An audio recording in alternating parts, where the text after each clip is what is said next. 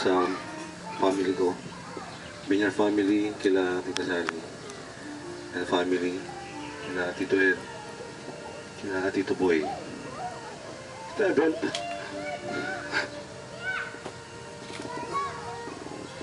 Salamat sa kasama namin kayo. Salamat. Salamat. Tita Arnel. Isa lahat, Tita Mila. Salamat sa inyo. Andito kami. Dire-diretso lang.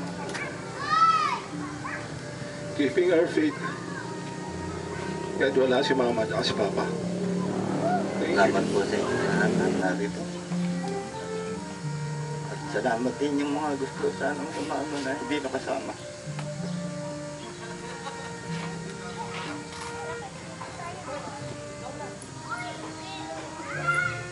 Tama yung sabi ni Pastor kanina na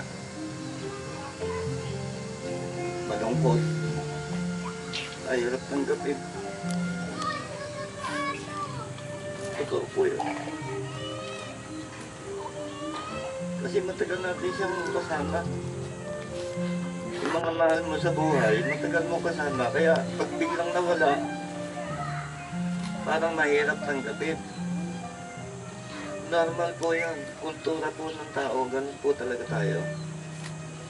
Nilalang po tayo ng Diyos na hawangis niya, may emosyon. Nalulungkot. Tumatawa, maligaya. Nakakatuwa na hinihintay din nila tayo. Araw sila.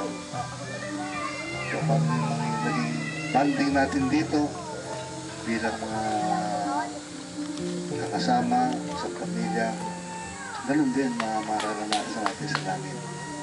Kaya lang araw na talagang appointed time na siya yung kinuha na ng ating Panginoon. Yan naman po, maraming po salamat. Bakit daw totoo na pinagkaloob ng Panginoon sa kanya? Tunay nga po na kaputi ng Panginoon sa buhay.